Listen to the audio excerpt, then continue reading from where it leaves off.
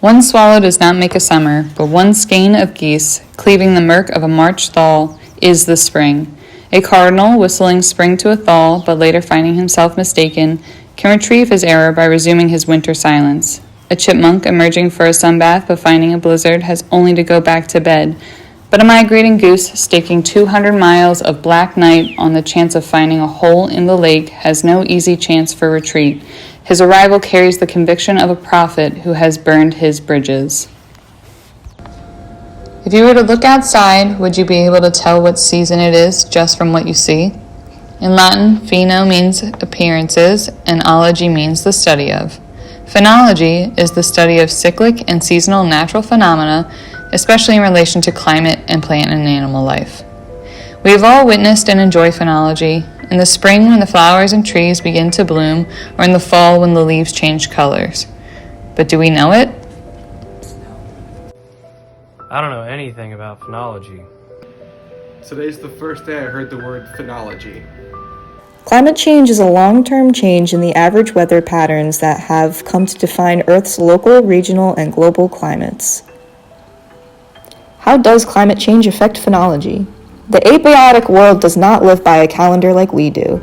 Plants and animals rely on the environmental cues of daylight and temperature to keep biologic rhythms like hibernation cycles, migration, blooming, mating, and emergence. Changes of these cues due to rising temperatures can cause a mixed match of these biological rhythms, altering success rates of all species. Historically, the winter in the northeast United States is cold enough for enough successional days that it curtails many insect populations. With the increase in global temperatures, arachnids like ticks have been able to survive the mild winters and increase in population size as a result. Ticks are vectors for disease, and the increase in lifespan and population has led to an increase of debilitating diseases like Rocky Mountain spotted fever and Lyme's disease. In North America's boreal forest, the black spruce tree is being threatened by the pest spruce budworm.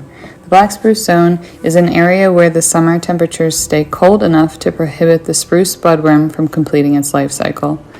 Black spruce also have a 2-week delay in bud burst compared to the balsam fir, which is the spruce budworm's primary host. This delay typically kills the second instar larvae.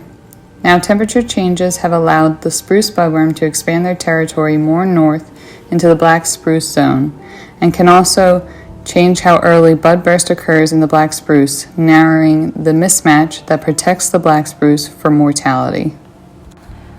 There was a study done over a 20-year period in a national park in the Netherlands on the great tit and how a shift in caterpillar phenology is causing less great tit chicks to fledge.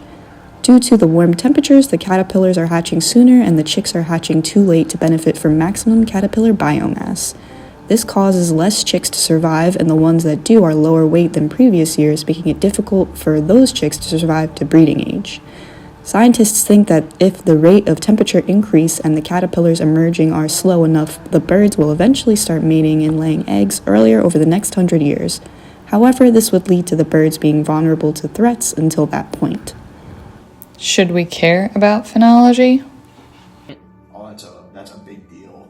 Because if we screwing up, like, nature is like a delicate balance and everything. So if one little thing becomes out of whack, that disrupts like an entire ecosystem. We need to care about it because not only does it affect the survival of plants and animal species, but in turn affects our economy and how we manage our natural resources.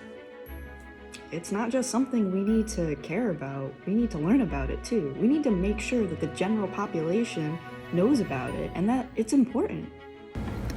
Now that you know about phenology, you can go to Project Budburst to help scientists track phenology changes in your area.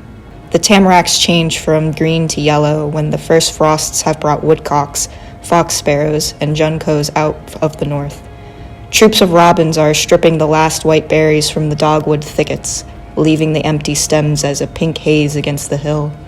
The creekside alders have shed their leaves, exposing here and there an eyeful of holly. Brambles are aglow, lighting your footsteps grouseward.